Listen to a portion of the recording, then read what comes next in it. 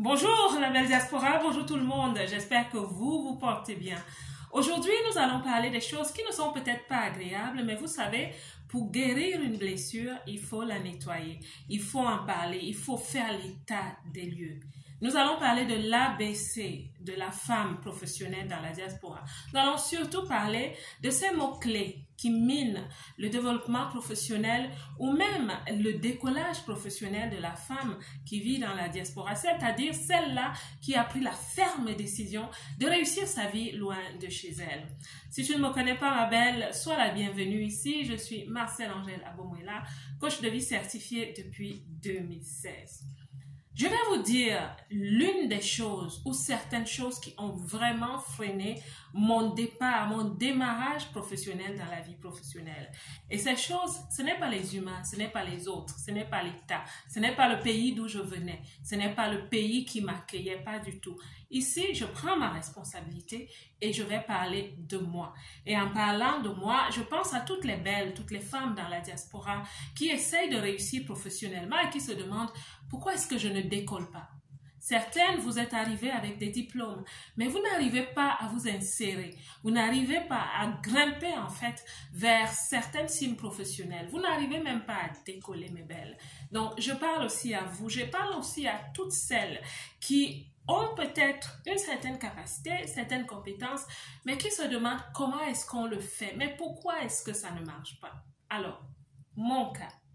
Quand je débarque, ce que je ne savais pas, je le dis aujourd'hui parce que ça fait très longtemps, je suis sortie de là, mais maintenant je peux mieux le regarder. À l'époque, je ne le savais pas. Donc la toute première chose pour moi, c'était l'impréparation.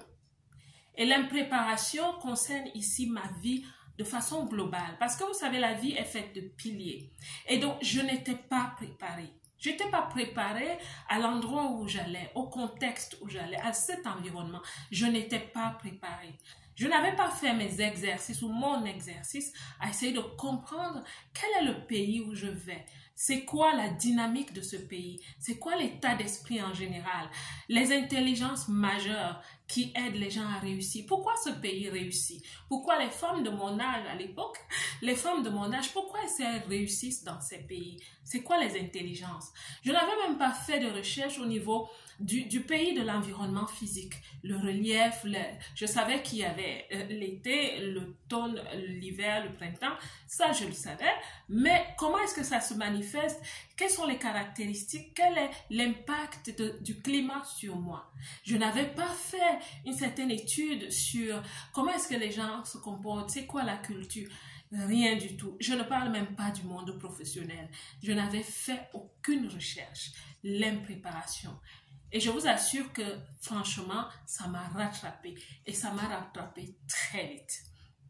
Je suis arrivée vers la fin de l'année, pas encore en hiver. Quand je débarque, pour moi, il faisait drastiquement froid. Donc, j'ai été un peu confrontée déjà aux soucis climatiques, au traumatisme climatique. Et ça a chamboulé beaucoup de choses en moi, même au niveau physique. Parce que mes cheveux tombaient, ma peau se desquamait. Mais je vous assure, je ne comprenais pas ce qui se passait. Je pensais que je devenais malade. Beaucoup de femmes, beaucoup de ressortissantes du continent d'où je viens vivent cela. Mais énormément de personnes ne comprennent pas ce que ça veut dire. C'est quoi l'impréparation? Donc, cet état des choses a fait que j'ai mal commencé. J'ai commencé avec énormément de faiblesse. J'ai commencé avec énormément de questionnements. Et vous allez me dire, mais on est en train de parler de la vie professionnelle. Tu es la professionnelle, tu es la femme qui devient professionnelle. Et si l'instrument est déjà brisé, ça va être très difficile, ma belle. Maintenant, la deuxième chose aussi que j'ai vécue, c'est le syndrome de la rejetée. Et je vous assure que je ne parle que de moi, de ma responsabilité, mon état d'esprit. Le syndrome de la rejetée.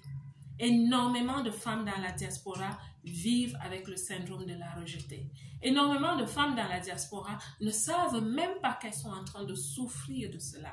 Le syndrome de la rejetée, qu'est-ce que c'est? Donc, quand je débarque, j'arrive dans un environnement où je ne connais presque personne. Ok, je connais une seule famille, mais je ne connais personne. Et donc, je me sens comme un cheveu dans la soupe. Je me dis, mais pourquoi est-ce que je suis ici? je souffrais déjà de tout ce dont je viens de vous parler. Le traumatisme culturel par rapport au climat, par rapport à l'administration, par rapport à tout ce que je devais faire de façon administrative et légale. J'en souffrais déjà énormément. Donc ça m'a marqué et je me disais, qu'est-ce que je fais ici? Et c'est là qu'au lieu de me remettre en question, je commence à accuser, je commence vraiment à accuser pourquoi est-ce que je suis ici? Pourquoi est-ce que personne ne m'a retenu? Pourquoi est-ce qu'on m'a laissé venir? Pourquoi est-ce que l'État, peut-être c'est l'État ici est difficile, les conditions de vie sont difficiles, tout le monde dit que l'administration est très structurée, très difficile, ils exagèrent, mais on ne peut pas vivre comme ça, c'est très difficile. J'accusais tout le monde, le regard de tout le monde m'accusait, le regard de tout le monde me mettait le dos au mur. Et vous allez entendre des femmes jusqu'à après 5-10 ans qui continuent de dire « Oh, on ne nous aime pas, on ne nous accepte pas, on est vraiment les parias de la société, c'est parce qu'on vient d'où on vient. » Les bonnes excuses. Vous savez, quand vous êtes dans la gestion des problèmes, vous vivez dans les problèmes et que votre état d'esprit ne shift pas simplement, vous êtes dans la dynamique de l'accusation et des excuses. Et donc, je vivais ça, le syndrome de la rejetée. Même Dieu, je pensais qu'il m'avait rejetée. Donc, je vivais comme ça. Et cela a des conséquences psychosomatiques. Ta façon de te comporter. Parce que tu penses que tu es rejeté, tu t'en veux à toi-même d'avoir fait ce choix d'aller à l'étranger, tu te sens rejeté. Et quand tu te sens rejeté, tu vas commencer à vivre dans le repli identitaire. Tu vas commencer à te cacher. Et plus tu te caches, plus tu es bizarre, et plus ce syndrome agit. Parce que quand tu viens dans la société, que tu vas au marché, les gens te regardent bizarrement. Pourquoi? Parce que tu as une aura de la femme qui se sent rejetée. La femme qui s'accuse, qui accuse l'environnement, qui accuse le pays d'où elle est partie, qui accuse tout le monde. Est-ce que vous ne regardez pas sur les réseaux sociaux des gens qui ont des émissions, des blogs juste pour accuser les pays d'origine? Je vous assure, c'est les troubles, les traumatismes psychosomatiques qui poussent parfois les gens à demeurer dans cet état d'esprit. Dans la diaspora, il y a des gens qui réussissent. Dans la diaspora, il y a des gens qui savent que oui, le pays d'où je viens a sûrement des problèmes, mais qu'est-ce que je peux faire pour apporter à la construction, pour apporter au développement et même simplement communautaire, sociétal, ma famille, mes amis, les gens que je peux soutenir, qu'est-ce que je peux faire? Il y a des gens qui font vraiment le shift du paradigme au niveau de l'état d'esprit, qui commencent à vivre en fonction des solutions. Mais il y a des gens, je vous assure, qui demeurent éternellement dans l'excuse, la procrastination, le repli de soi, des gens qui, ça se manifeste à plusieurs niveaux. Vous voyez, l'impréparation qui va te conduire à avoir ce sentiment d'être une femme rejetée par tout le monde et une femme qui commence même à se détester. Parce qu'une femme qui se rejette elle-même et qui rejette les autres, en fait c'est ça, c'est pas les autres qui te rejettent, c'est toi qui commences à rejeter toutes ces situations parce que tu ne te plais pas dans l'environnement et dans la situation que tu t'es créée pour toi-même. Cette femme est une femme qui aura vraiment du mal à avoir l'estime de soi, la confiance en soi, pour se lever et postuler à des positions qui sont merveilleuses.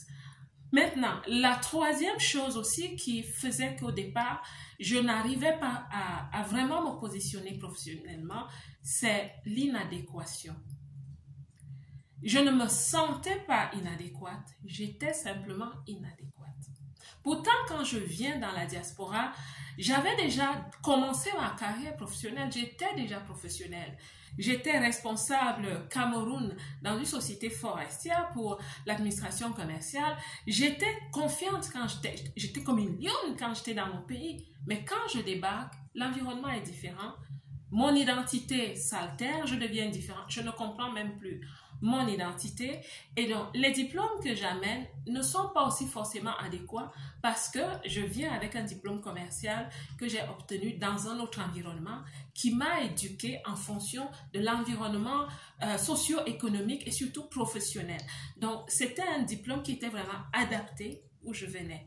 Et je réponds aussi à la question de plusieurs femmes dans la diaspora qui disent toujours on n'accepte pas nos diplômes sont méprisés. Non. Il y a parfois une inadéquation et le jour où je l'ai compris, j'ai très vite fait ce que j'avais à faire, c'est-à-dire m'engager à poursuivre des études commerciales dans le pays où j'habite. Vous comprenez? J'étais inadéquate et je me cassais la tête à vouloir postuler à un certain endroit, à vouloir postuler dans certaines entreprises reluisantes qui avaient la réputation de bien payer les employés, mais c'est aussi des entreprises qui ont des demandes, des prérequis très exigeants parce qu'ils savent ce qu'ils déboursent chaque mois pour les employés. Donc, il faut venir prêt, mais je n'étais pas prête et cela me rendait très frustrée.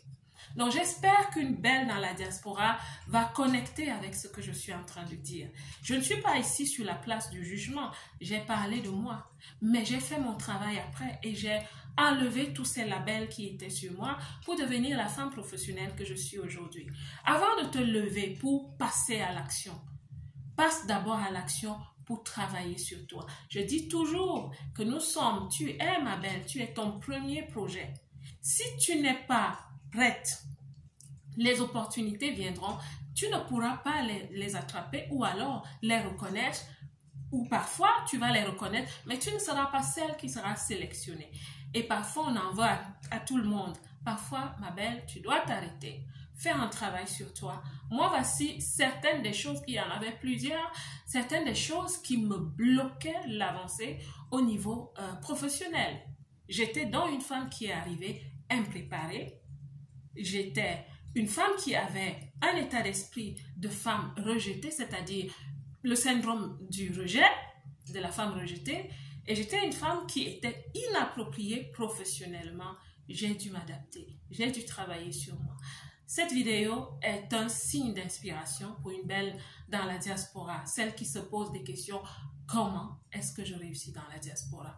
Commence par toi, ma belle. Tu es ta première réussite. Tu es ton premier pilier de manifestation dans la vie. La belle diaspora, j'espère que cette vidéo a vraiment touché le cœur d'une femme, que tu seras tellement touchée que tu vas la partager avec une sœur, avec une amie, avec une bestie dans la diaspora pour lui dire, écoutez, il y a une dame là-bas qui a vécu ce que nous sommes en train de vivre. Allons, écoutons-la. Que Dieu te bénisse, ma belle. Moi,